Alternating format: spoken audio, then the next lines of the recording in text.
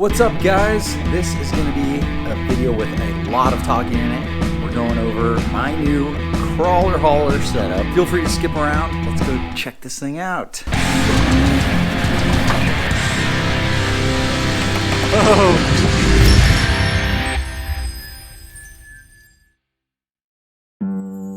Alright, so one of the first questions would be, what is a crawler hauler? So a lot of people haven't heard this term before, or they've heard of it in a different capacity where the trailer, camper, RV, it's all manufactured by one person and it's designed to have a sleeping, living quarters, and then also a place to tow your crawler. Well, usually when people say that, they're meaning crawler as in toy, right? So it'd be like a toy hauler, and it's the RV in the front, and then the back of the trailer has kind of a flat deck area, and that's where you would keep a side-by-side or some quads or something like that. Well, we've got the Jeep and we've got the Samurai, and we need a little bit more room, especially as they grow and get bigger, to have an open flat deck. It can't be enclosed. So those RV toy haulers are super expensive to buy.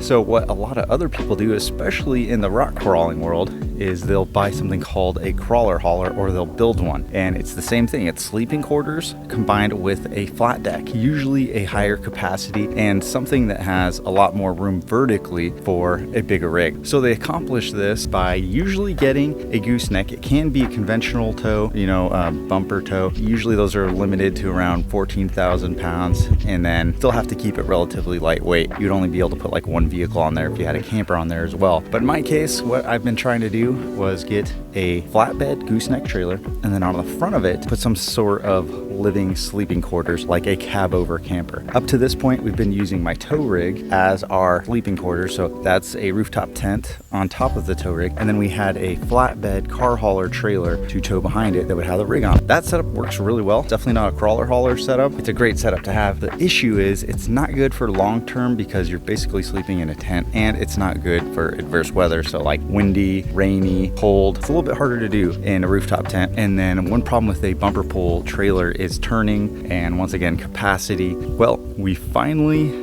found a cool option, and is what I would consider an entry-level crawler hauler setup. So we bought it already combined. It's a gooseneck flatbed trailer with a cab over camper on the top. This is pretty much how I got it from the previous owner. I haven't really touched anything. I'm charging the battery right now, and I refill the propane tanks. That's about it. I don't even know what works on this thing. Gonna have to check it out as we go.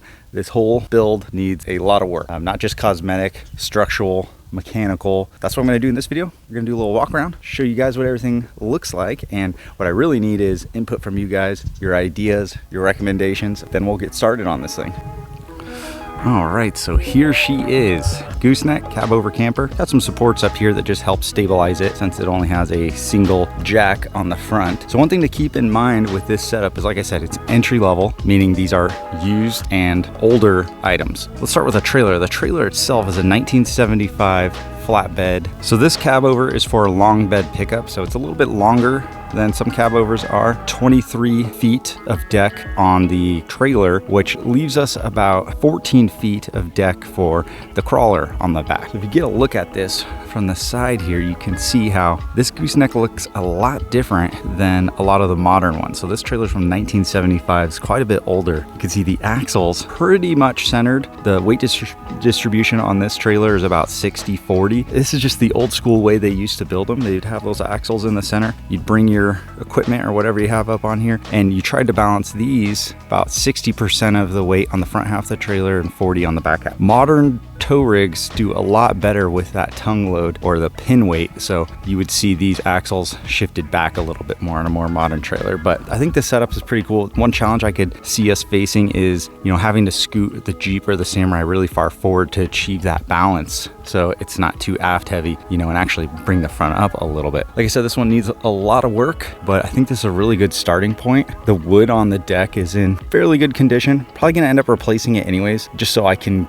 make sure all the hardware matches, make sure all the attachment points are good, and I'm probably gonna put some kind of stain on it, maybe even oil stain, I don't know, and something just to make this last a little bit longer. I hate getting splinters and not being able to sit down on this, So we might just redo it depending on how much this wood's all gonna cost and how easy it is to find this size. So on the back here, old school setup where those ramps right there just go onto this bar. Looks like at some point they cut some holes in so you could put those teeth in there and have a little bit of wiggle room. I don't really like either of those setups. What I'd like to do is modify this to where we can have these ramps rotate and then we can just leave them up and secure them with a big bar or something to right here.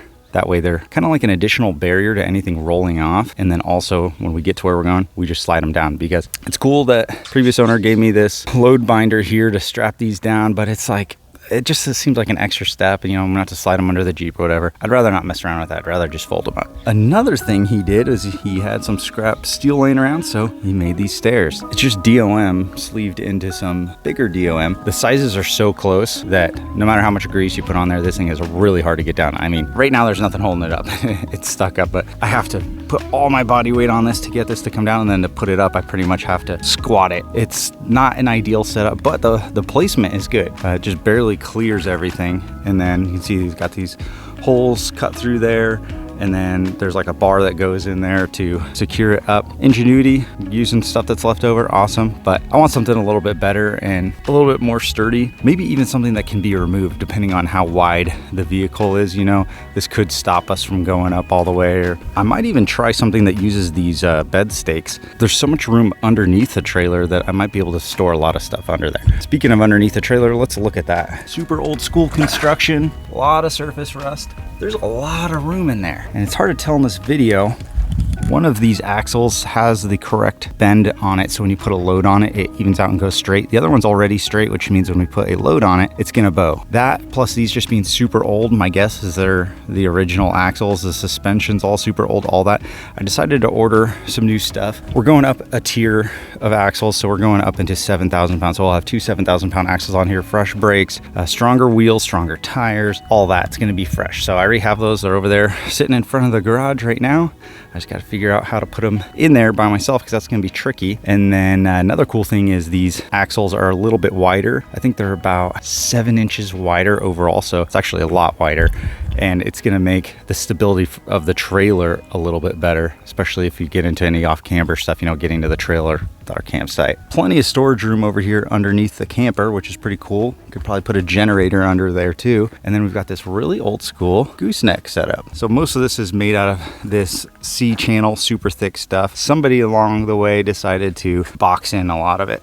Well, it's leaving all this wiring open. I think what I'm gonna do is just like put a plate over this and tap this and put some weather stripping around it to help keep water out, and then I'll just have a panel that I can remove, and otherwise it'll be all flat right there, so we're not getting water in there or down in here, even though there's a drip hole there. Speaking of over here, we got one safety chain welded on, super old. Our breakaway cable snapped, a little battery up there, who knows if it's good. I'm probably just gonna start over with it. And we've got the spare tire mounted up on the gooseneck, and we've got a new spare too, so we can get rid of that. It's all really old equipment. It's from literally a half century ago is when they had this kind of set up, and the gooseneck is not adjustable vertically, so that part isn't ideal, but it actually lines up pretty well with what I have. And then look at the bottom here. This is the weirdest part. This is a coupler called an auto lock, and this needs a little bit of TLC too, but remove the pin, safety pin, take out the big pin. How this one works is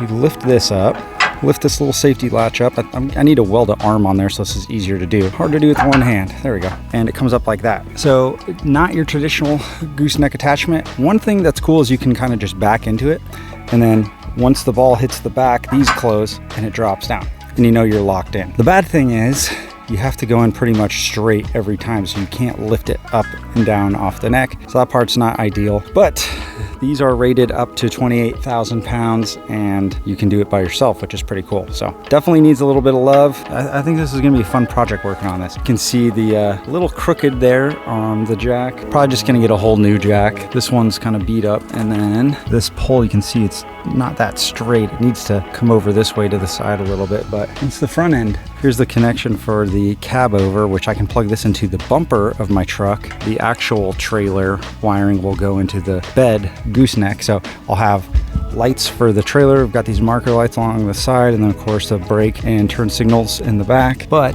if we have the trailer lights plugged into the bumper of the truck, we'll also have all of our marker lights up there and our turn signals. So those, a bunch of them don't work. We're missing one, like right there on the corner. The front one's missing some. So a lot of little things we're gonna have to do. All right, let's check out the inside.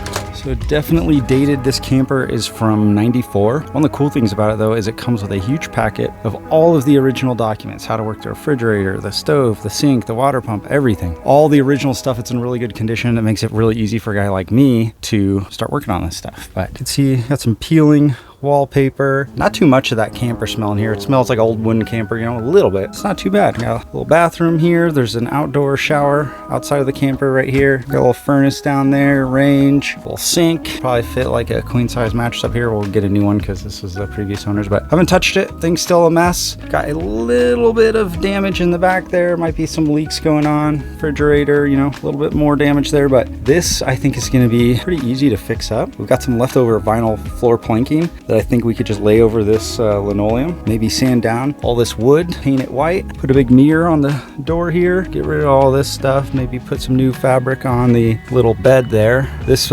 back comes down and makes this into a big bed. But yeah, I mean, huge upgrade from the rooftop tent, even though in its current condition this thing needs some work. I'm really excited about it. It's gonna be great to have the crawler on the back. And my favorite part about this setup, having a crawler hauler, is that, you know, we've got 14 feet of deck out here to where we can set up the barbecue, we can set up some chairs. We're up off the ground. Yeah, it's cool. A lot of TLC needed on the camper. I'm gonna be required to make some upgrades because that's just the sickness that I have. But overall, I'm pretty excited about this project and looking forward to staying out places a lot longer because we'll have a hard shelter and not be stuck in the rooftop tent, which has been great, by the way. I'm actually gonna miss that thing. So if you guys have any questions or any ideas on how to make this thing better, what upgrades we should do, put it down in the comments. Let me know. I'm open to your suggestions and ready to make some cool mods for this thing. Thanks for checking out, guys. See you in the next one.